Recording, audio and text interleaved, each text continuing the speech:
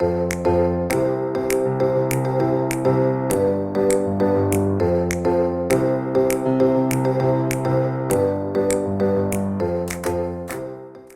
next session is a panel discussion, which is going to be moderated by our CEO, Dr. Lovemore Gomera.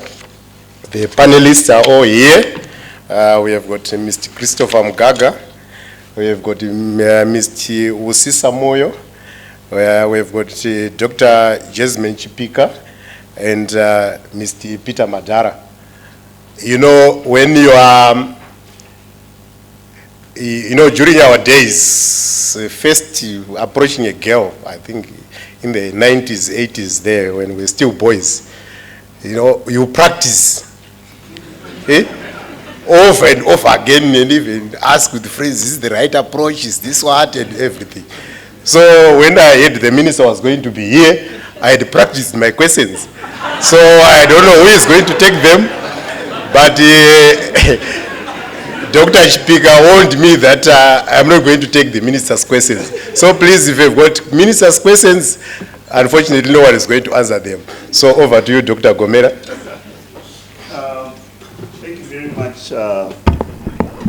Thank you very much, IPP. Hello? Can you hear me? Okay. Good afternoon, ladies and gentlemen. So, I'm not gonna talk about what the president said, but I'm persuaded to share with you something to do with drinking. Remember, the guy was in the bar and he was the main man, isn't it? So there was a guy who walked into a bar and he says to the bartender, "Please, can I have a beer before the problem starts?" So he was given a beer.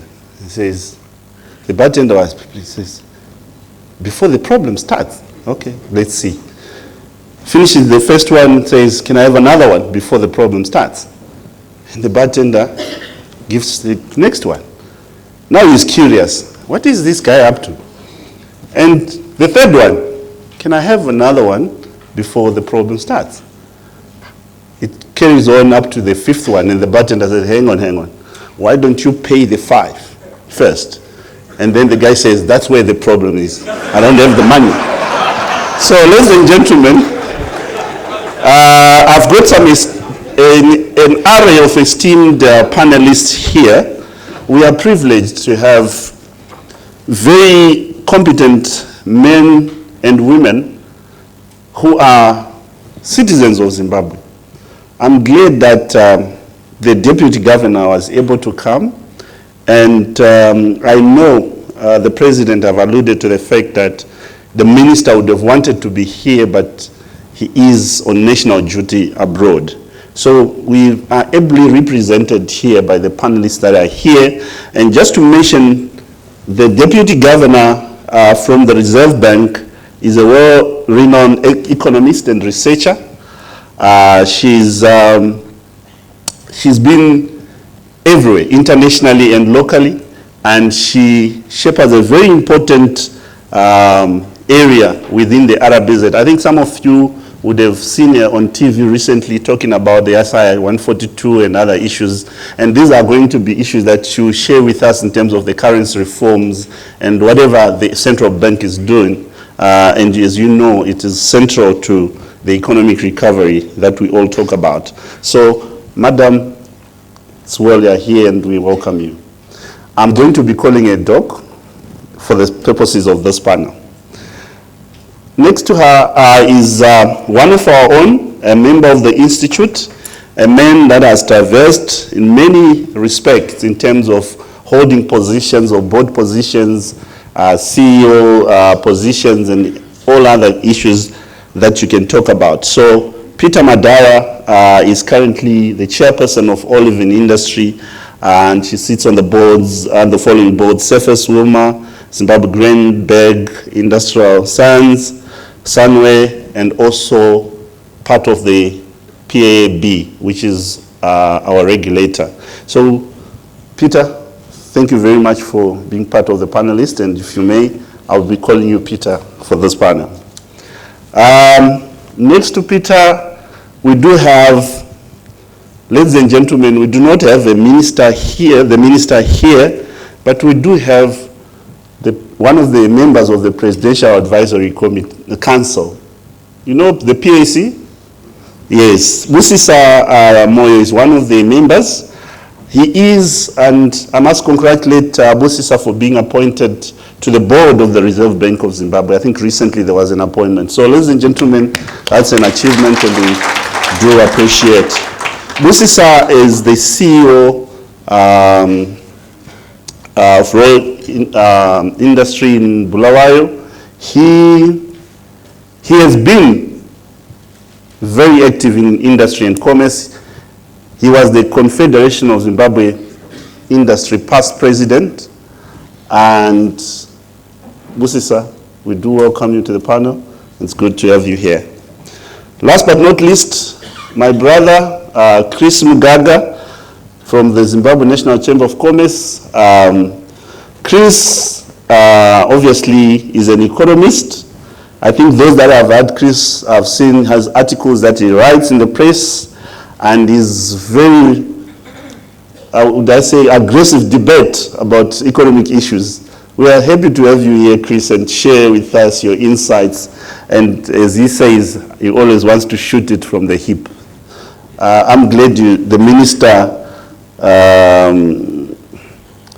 was able to look at some of the issues that we are going to discuss here, so you are free to speak. Ladies and gentlemen, it also is my great honor to have you as participants. As we progress, we'll be asking you to perhaps ask questions or share your opinions and comments. We are going to be talking about economy, the economy, and as we aptly summed it, how are we going to influence success as company secretaries in economic recovery? We want to dwell much on the transitional stabilization program. 2020 is fast approaching. We want to take stock of what has happened, what has not happened. I think a lot of us have heard that we have had the budget surplus, issues about our currency being the strongest in the region, our RTGS and the 2% tax and other issues that we're going to talk about. But just to kickstart, I would want to, if you may allow me, where I come from, it is an offense to be speaking when your elders are sitting down. So you may allow me to sit as well. So just to kickstart, since 2018, the Ministry of Finance has introduced a raft of reforms, including the 2% controversial transaction tax, the separation of RTGS, foreign currency accounts, and of course including the liberalization of the procurement of fuel, all of which were aimed at rebalancing the economy. Now, to my panelists, perhaps I'll start with Chris.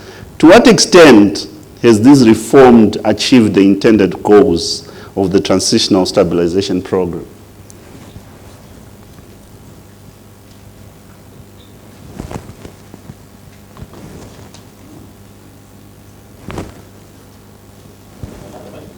Yes, you can.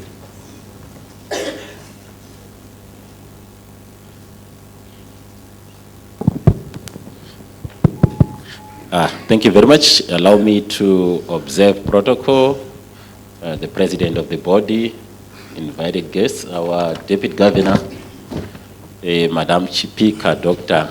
You remember you were my lecturer at the University of Zimbabwe then. But allow me also maybe to talk like a student. If I disappoint, you know this product is half-baked, isn't it?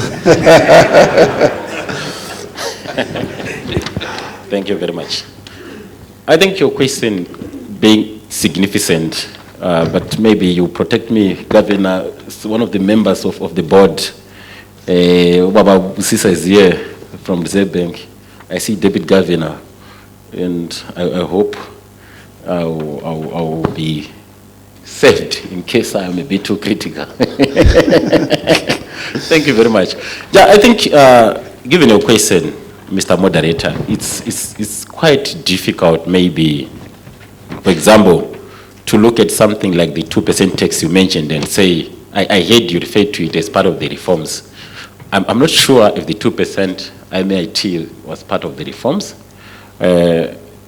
Maybe just thinking of it from nowhere, I would say maybe government in its wisdom, after learning that you have an economy which is so informalized that, you know, in sub-Saharan Africa, I think you could appreciate Zimbabwe is the biggest informalized economy and possibly competing at world stage in top 5 for a level of informality. And naturally, having such a tax, I think, was going to capture as much as possible in terms of revenue. We had a lot of people who were operating underground. We have a strong underground economy. Transitional, the TSP, I think events on the ground seems to be overtaking what's in the document. It's an economy which is, we can agree, it's in a comatose state. GDP negative. You can throw as many figures if you want, but I don't see the economy growing anywhere in 2019. I think facts on the ground are showing to it. I'm not sure if you are not on a generator right now, which definitely is confirmation of the headwinds which are rallying against this economy. The issue of forex shortages after a hurried introduction of a local currency, obviously, there can be as many debates in the room on whether it was necessary to have our own currency at this hour or not. You look at the TSP, obviously, if you look at their projections to 2020, the focus was on how the macroeconomic framework in US dollar terms. But after that, when we saw the local currency being introduced, obviously, the major question is, were we ready? Or reasons were there on why government felt it was necessary to have our local currency? Chief among is them maybe, you know, when you are dollarized, the cost to an economy, even today we say let's re-dollarize. I won't be surprised if GDP almost 50% plus being wiped by such a move. Pressures, salaries. But then still the question will remain, are we really using a local currency? A SNAP survey in most parts of the country, you see, I spoke about the informalized state of the economy. And because of that informality, the propensity to continue relying on a US dollar still high, to the extent that sometimes in some circles, people feel the central bank in Zimbabwe is still somehow approving some institutions or companies to trade in US dollar.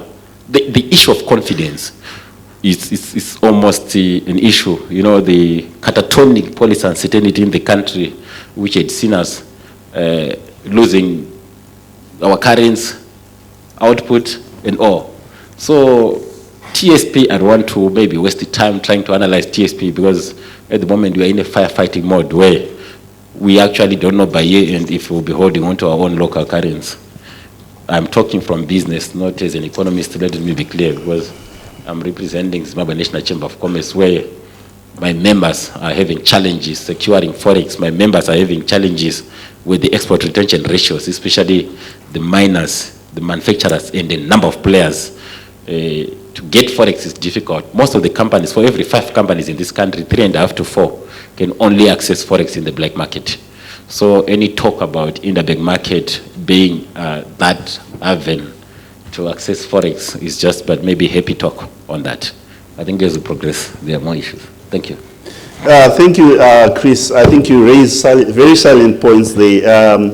I kind of want to take perhaps to progress with your thinking in terms of the exchange rate. And we do have our deputy governor here. We have seen the exchange rate. We don't know, Governor, what is attaining at the moment. We know the interbank is this, but I think the most used is now between 18 and 25. What are perhaps the central bank, what is it doing to try and curb the exchange, and perhaps tame the exchange rate regime?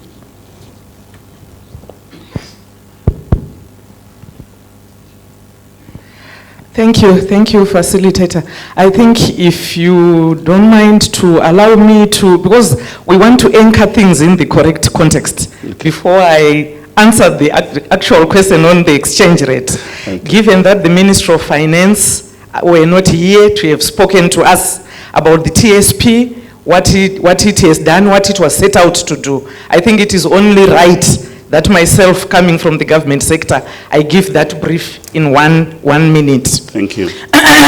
So we are saying as a country, the Transitional Stabilization Program running October 2018 to 2020 is our transitional macroeconomic framework, which was put in place after ushering in on the political side what is being referred to as the Second Republic. I think the key thing for us as we are debating today under this framework called the TSP is that the TSP was crafted with 5 strategic clusters that all sectors are working with. It is important for us to know those clusters. Cluster number 1 was given as governance. We had Tim here talking to us about really governance issues. Cluster number 2 is macroeconomic stability and re-engagement. And this is where ourselves as the central bank, we also fall under cluster number 2, the macroeconomic stability. Cluster number 3 is inclusive growth, where we are saying we want to broaden the economic base. Yes, it's already informal, and we want to work with that informalization to bring it to formality. And I think the central bank, we also belong there with the financial inclusion program, which is under my command. Then cluster number 4 is infrastructure and utilities. And we know the problems around that, and we have to work on them. Cluster number 5 is social development. So those are the 5 clusters in the TSP. And then I also want to point out that the TSP says the focus now in growing our economy is that we want an economy which is private sector led. So the private sector people are here, we will hear them talking. But it's there that private sector led economy is the basis for us liberalizing a lot of things. From the finance liberalization and so on and so on. All the liberalizations that you are seeing in the economy. And then lastly, before I go to the exchange rate question asked, I want to say, we know the vision of the country that has been set by our leadership and the population of Zimbabwe, that we want to go to 2030 to become an upper middle income economy. So we are saying the TSP was just the initial 2 years of transitioning to go to this vision. It's like the foundation that we are working with. Immediately after the TSP, it is highlighted that we will go back to the normal 5-year planning mode. So we may have 2 national development plans to get us to 2030. So the TSP was just transitional to stabilize the economy, to recast the economy so that we can go to that upper middle income. But the question that was really, so this is really the context within which the panelists are talking. You talked about the exchange rate.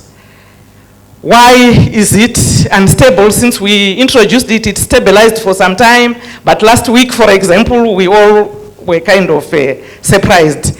To try to answer that, I would say basically, the issue of the exchange rate, which is still a young intermarket bank which we introduced, when we introduced the local dollar. The basic problem in the exchange rate in Zimbabwe or the foreign currency market is really an issue of the basic supply and demand. If I can go back to what I taught Chris there in economics, it's supply of foreign currency versus the demand of that foreign currency. That's what determines what happens to the exchange rate. So if there is too much demand, when in actual fact our exports are not enough to match that demand, we will see the devaluation of the currency. So in terms of intervention, if we want to influence the exchange rate or to stabilize it, we need measures on both sides. Demand side of foreign currency, what can we do? The supply side of foreign currency, what can we do? And there are several things that can be done. I cannot mention them all. On the supply side, this is where we keep as ourselves as central bank, and we keep on dialoguing with the private sector to say we need more productivity, we need more exports, For now, exports are our biggest source of foreign currency in the country because we don't have all the international support that other countries have, from IMF, World Bank, you name it. So we are on our own. Any foreign currency which is going on to our interbank market is coming from our exports. And then on the demand side, there is a huge demand. The economy we have currently has high import demand on raw material inputs.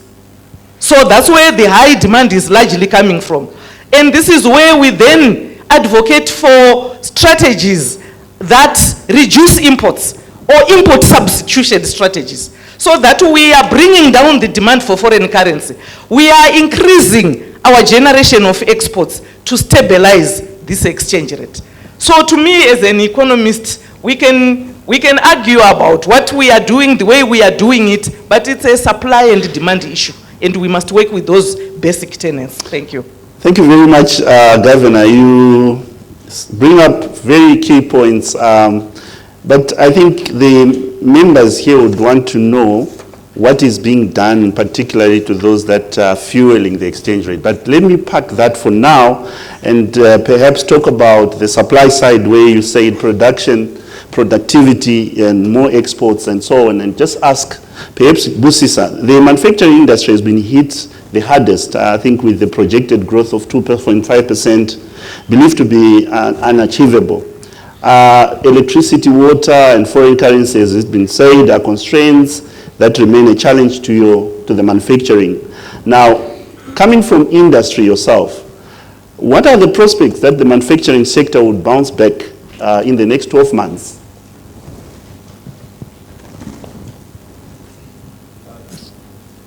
One, two. Thank you very much, Session Chair, for that very difficult question.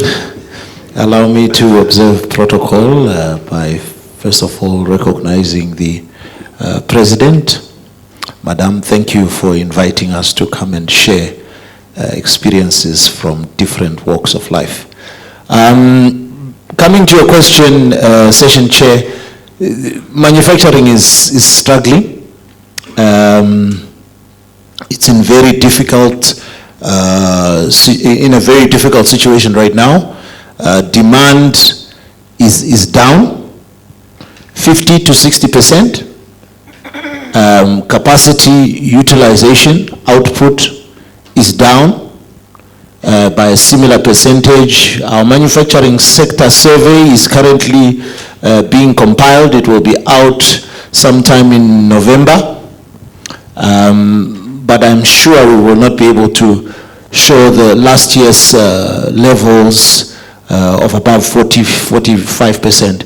I think we'll be seeing a marked reduction from what dipsticks are showing and what we are seeing in our immediate environment. So there are lots of challenges in terms of the manufacturing sector. It was always a very delicate sector because it requires a certain amount of stability in order for it to really take off. Because we needed to catch up with the rest of the planet in terms of upgrading. We are talking industry 4.0, but I don't think we are even at industry 3.0. So we were behind, and what was required was capital. And for capital to come in, capital needs horizon. It needs distance in terms of stability. So attracting capital to the manufacturer, fresh capital to the manufacturing sector in order to retool, in order to increase output, so that, Madam Dr. Chipika, so that we can export, it requires a certain level of stability and horizon, which I fully understand is being worked on, and the TSP delivery of some of the aspirations of the TSP will be absolutely key to seeing industry starting to crawl, walk, gallop. So I still think that there's a way to go before we get to a place that we can say industry is thriving. On the raw material, I've talked about the demand side, which is down due to the macroeconomic factors. I think you were talking about supermarkets and blood pressure. All those are demand side. There's also a demand side, like the Deputy Governor mentioned. There's also demand side problems which we have, but there are also supply side problems which we have, which is to do with primary production. You cannot say to manufacturing, be productive, when we are agri-processors. We rely on what the farmer has done. The farmer has to produce soybean, cotton, before I can produce the oil. The crushing requirements, I'll just come from my sector. I'm his chairman, by the way. Okay. So I know he's older than me, but you know, this is the new dispensation where young people can chair older people.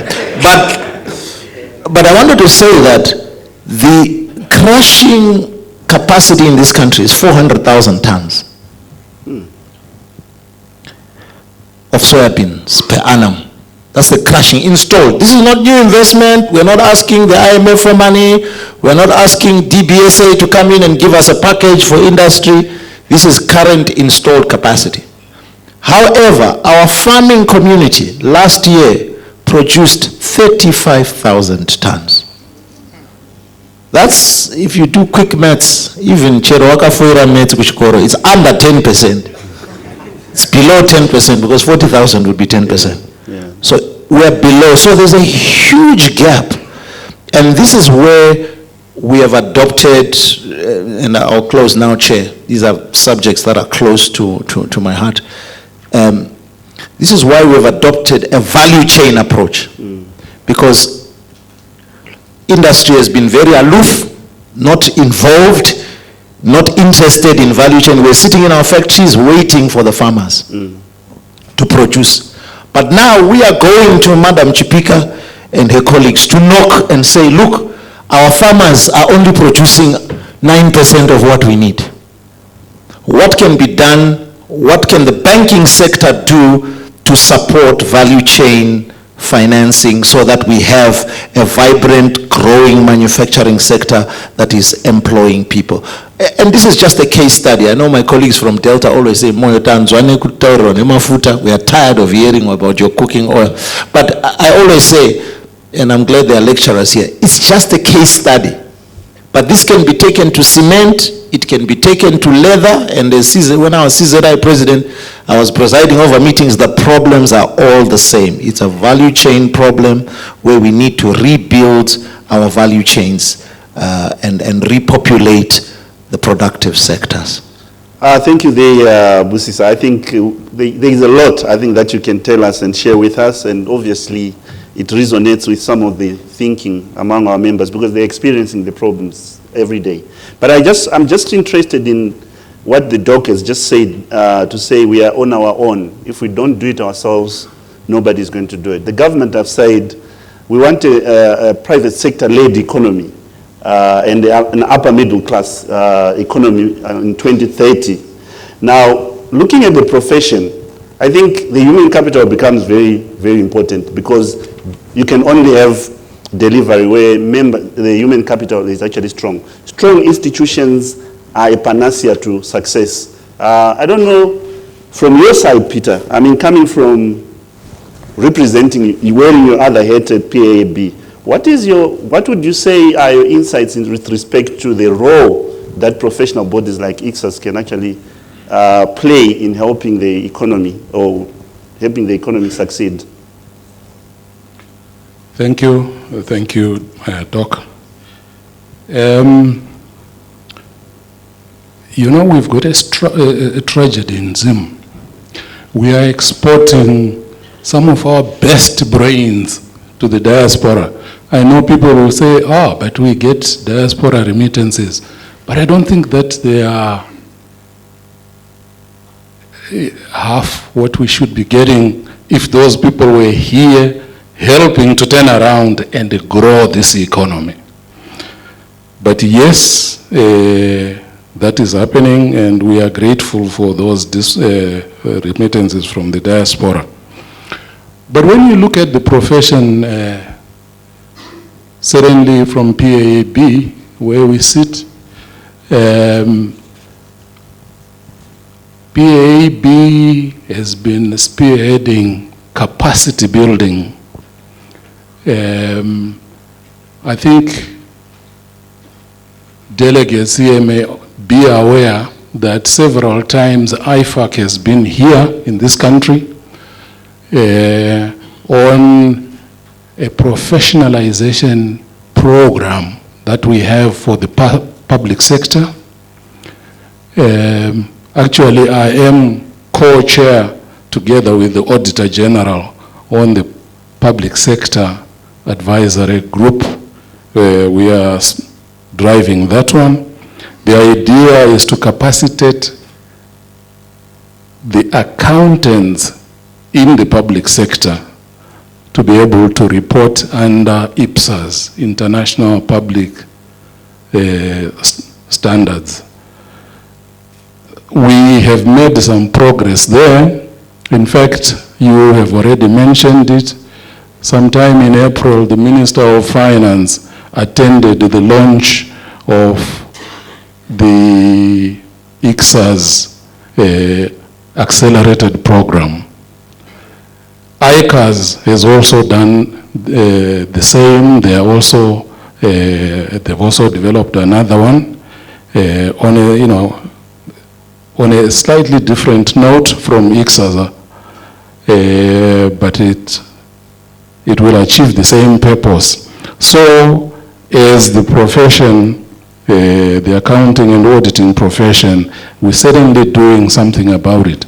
But this goes beyond just this accounting and auditing profession. I think all other professions should do their bit to educate the public, members of various other professions about a number of issues. Corporate governance is one of them. The corporate governance that, maybe if I say corporate, then it relates to just corporates, about governance, good governance. Because some of the governance we are seeing in this country is a bit horrendous. We need to understand that there is a difference between one who makes policy and one who implements policy. And when a policymaker starts moving into the area of the implementer, it creates a problem. It creates distortions. It creates, we see situations where you start seeing policies not being implemented consistently. In truth, it leads to corruption. Okay, thank you very much. Talking about corruption, so we have a depressed aggregate demand and stagnation in terms of the inflation and all that. But I just want, before I open it to members, I just want my panelists here to perhaps share just what your views in terms of how the role of industry, commerce, the central bank and the profession, just in a nutshell, to then open up to the members to perhaps have this conversation. What is it that needs to be done? We have seen, I think there's been progress, albeit slowly. We're moving spasmodically. I think if you notice, the talk has been that there has been a budget deficit. Whether you argue around semantics or it's something else, but certainly the value add that's on the ground is then what matters. But just to perhaps give it to you, perhaps I'll start with Busis at this time. What is your take in terms of the progress we have made? I mean, the minister has come up and said, we are making progress, it's working. I know Chris is itching to come in, but let's say this is a first. 1, 2. Thank you. I don't know why you started with me. I shouldn't have leaned forward. It's got nothing to do with the advisory. I wanted to hear what you have to say. I think that there are two levels, and I'm glad I'm surrounded by economists. I think at a macroeconomic level, we kind of take on a top-down approach and big picture sort of view. The dashboard is pointing in the right direction. I was just showing Chris here, and Dr. Chipika will know that the Article 4 report from the IMF team is now out. It's not too bad, but highlights that we have issues. So from a macroeconomic point of view, economists looking at it top down, things are headed in the right direction. However, from a microeconomic point of view, on the ground, at industry level, family level, community level, that difference has not been felt. And there's still, that trickle down. We are waiting for that trickle down where all these positive things from a macroeconomic point of view start to translate into growth in production, affordable commodities, disposable incomes that are, above the poverty datum line, things like that, that really are the bread and butter. Because we can be talking fancy economics, but until my kumba feels I can buy this and I can buy that and feed my children, we still have a lot of work outstanding for that trickle down. So that's my assessment. But let's remember that the TSP is a 2-year instrument. It terminates, according to the document, March 2020. The first part and the austerity part. So we're still well within that. I'm still hopeful that by March 2020, that trickle down that I'm talking about, I know I'm skeptical. All right. I'm dealing with finance people, so they'll take on a conservative view. I accept that, but we need to state it like it is, March 2020, and that's where we'll be looking at it. Austerity for prosperity. Everything else is going up except the incomes. Chris? I thought that would be the last thing I was thinking. No, thank you very much.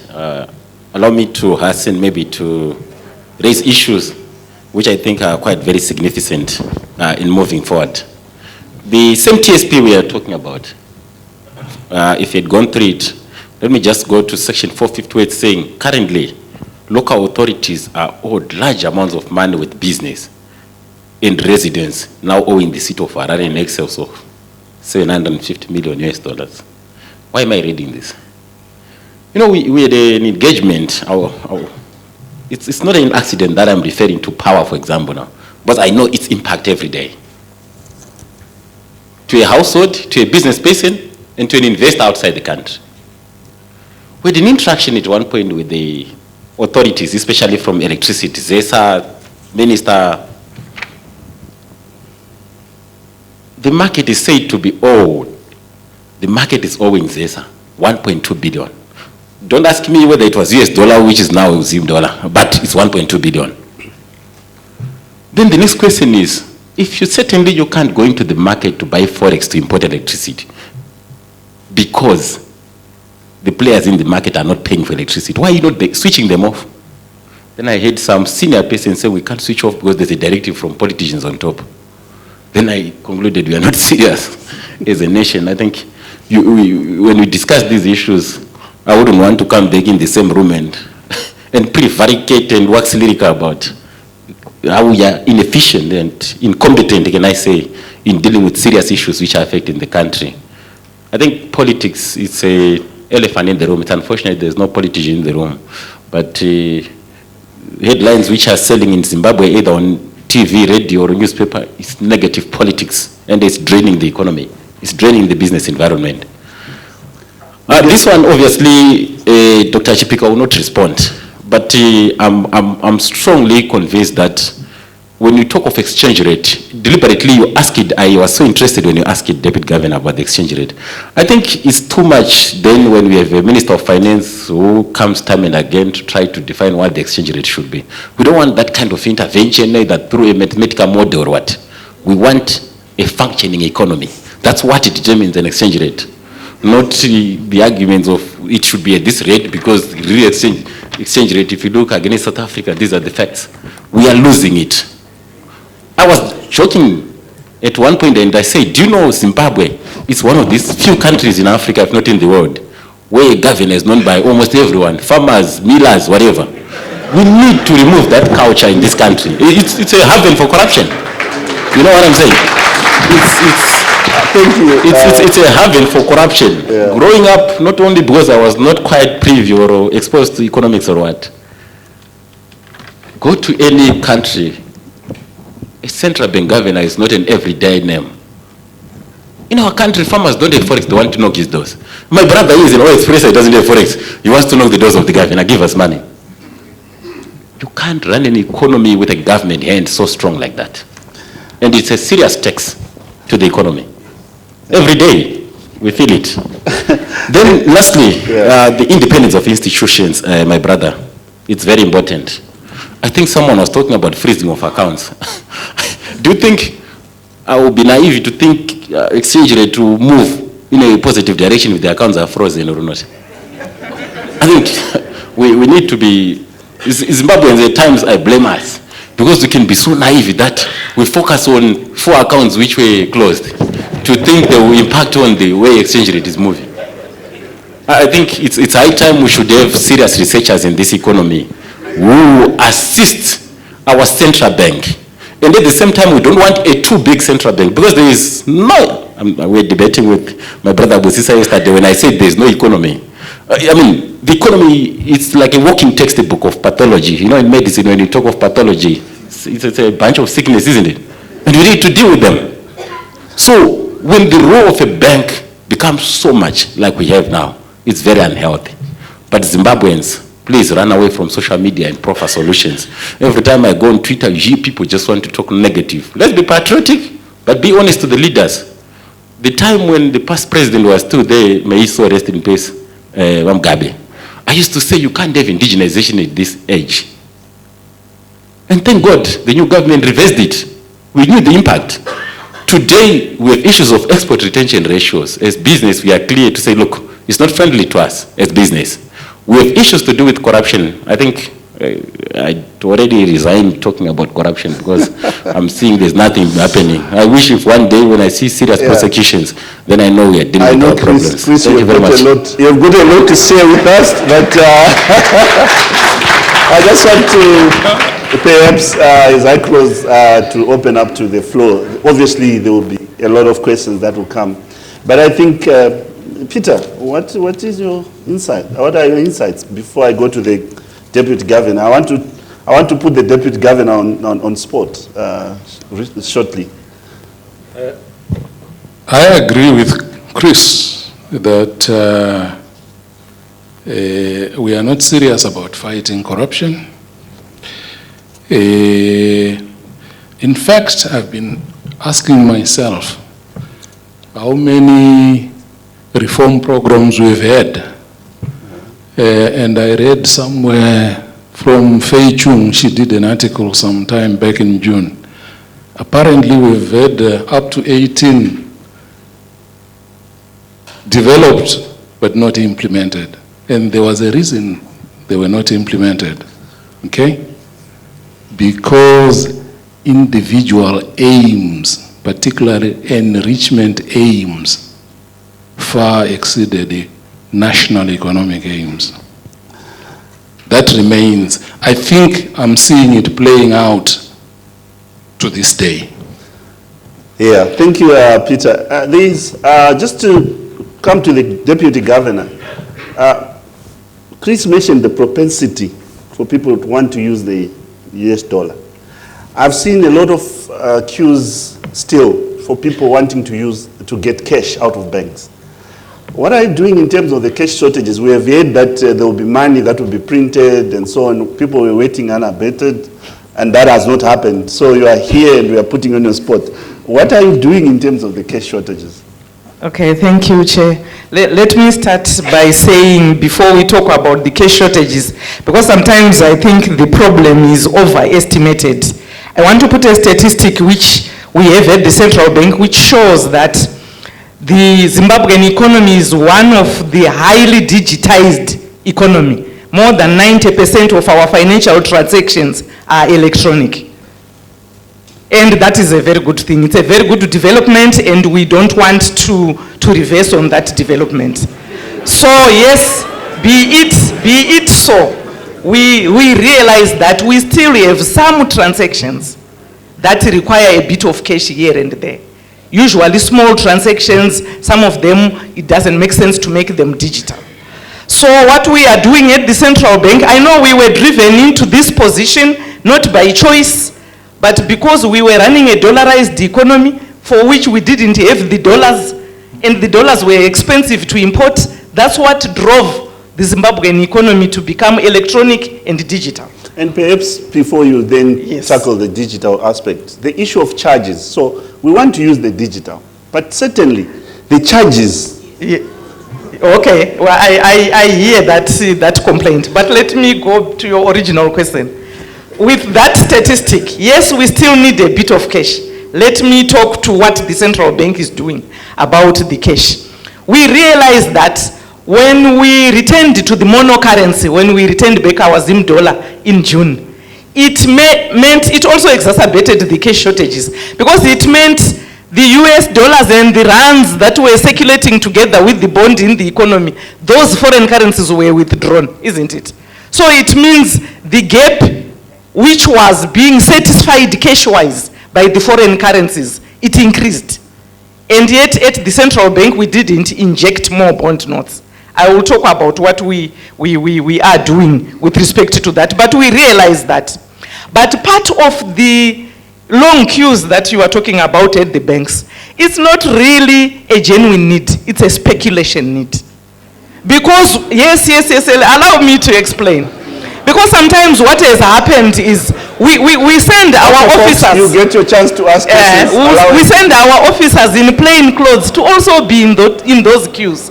And sometimes you find someone saying, but what do you need this money for? I want to go into OK to buy. But why do you need to take money into OK to buy? Just go and swipe or buy with the EcoCash. You know, so there is a lot around speculation, around the demand for cash. And ourselves as a central bank, the moment we allow speculation to continue to go on in the economy, we are killing the economy. We will be contributing to instability. Then let me also say, but the moves that we are currently taking is, yes, we hear the cry by the nation to say we need to be, even if we are digitalized, we need a bit of cash around us. And we have said we will be introducing cash, but we have to be careful how to do it. A bit of it, we will do it gradually, and the way we will do it so that we don't increase the inflation levels in the country is that we will ask our banks to surrender some RTGS, some electronic money back to the central bank in exchange for fiat money, which is the bond notes, which we are calling cash. Because if we don't do that, if we just print bond notes because the nation is giving us that pressure, and we put it into the system, we are fueling inflation. We can easily go back to where we don't want to go back to. So yes, it will be gradual and always in exchange for the electronic money that is in the system. Thank you. Thank you, Deputy Governor. At this stage, let me open it to members to have 1, 2, 3 questions in the next 10 minutes, then we can.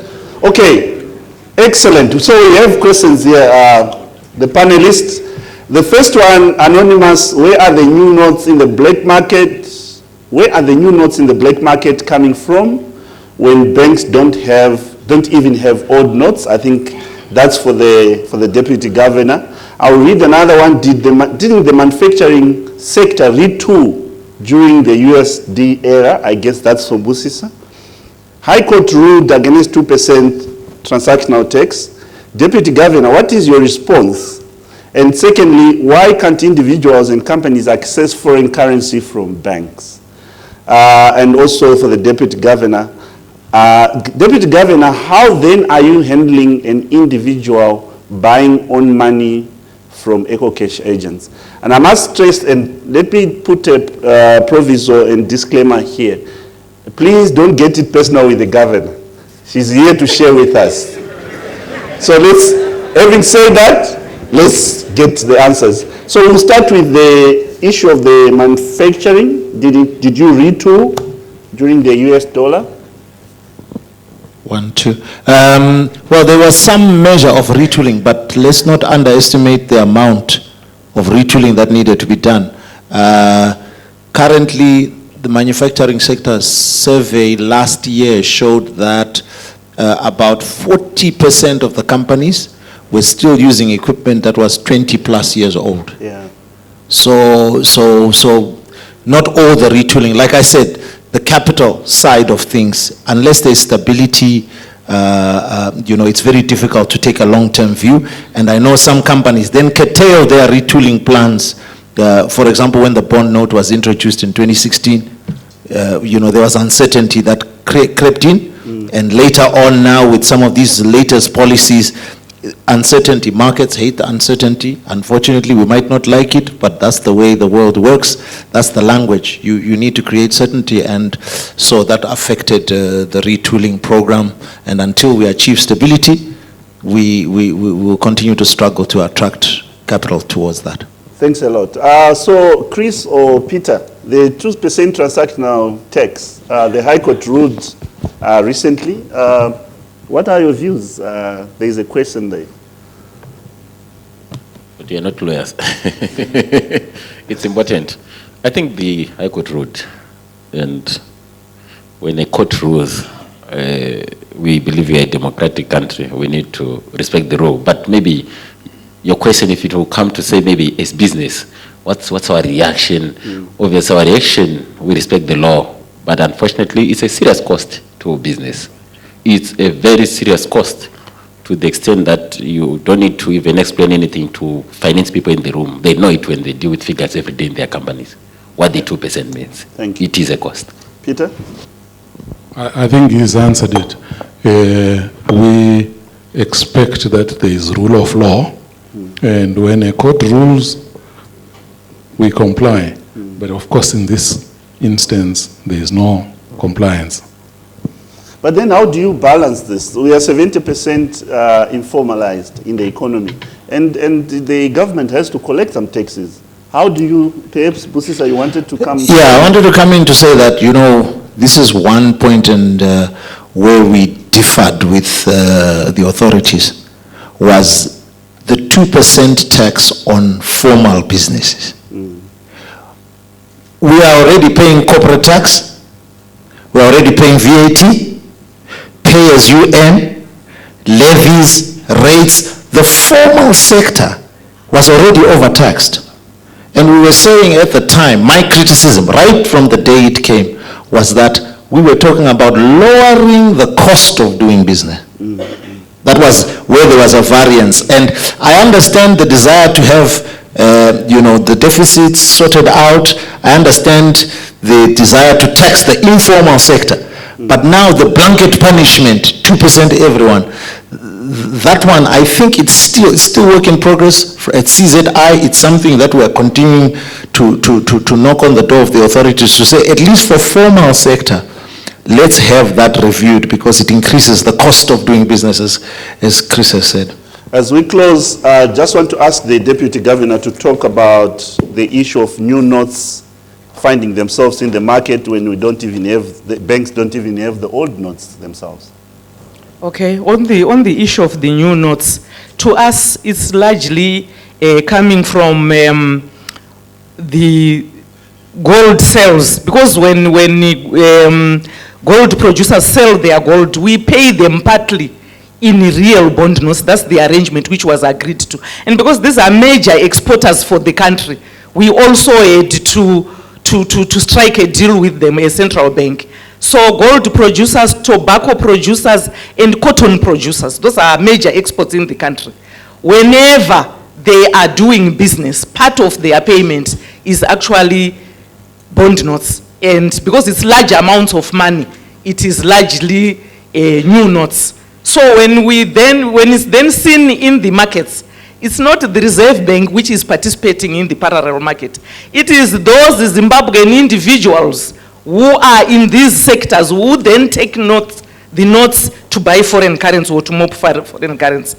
Then you asked about why are individuals not allowed to withdraw. I want to clarify that individuals with FCAs and embassies, NGOs and development partner funds, we call them free funds because they come from outside the country into our country. We don't tamper with those funds. And when there is need for someone to withdraw their funds under free funds category, they are allowed.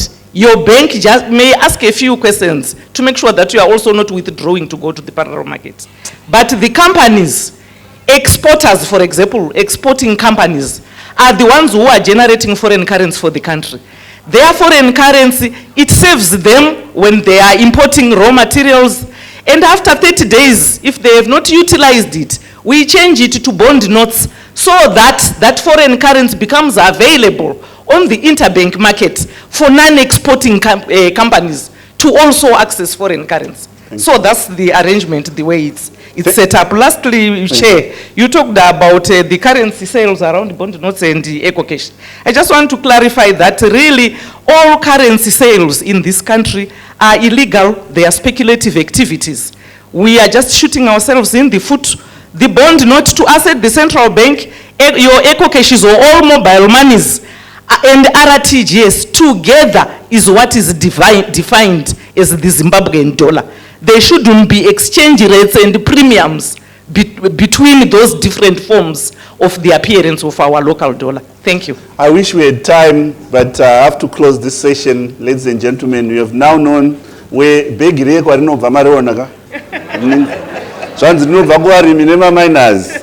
Reserve Bank.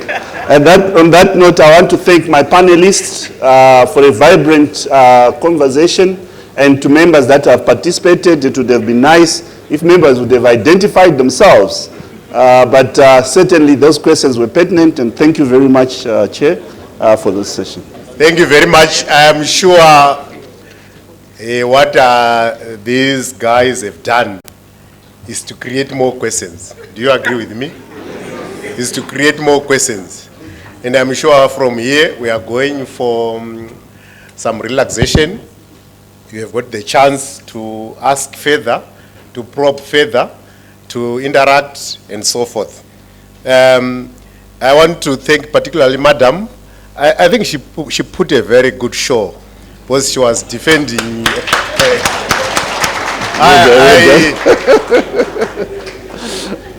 She reminded me of my mother. When things are so difficult, she will say something, you will be expecting maybe bread at Christmas. You know, in the past we used to have bread on Christmas. And if you don't get it, she will say something and you will keep on smiling and have good Christmas. That's what she has done. I think well done. Gentlemen, well done for the insight. And I want to take this opportunity to thank you as you take your seats. Okay, thank you, Dr. Paradza, Dr. Gomera, the panelists.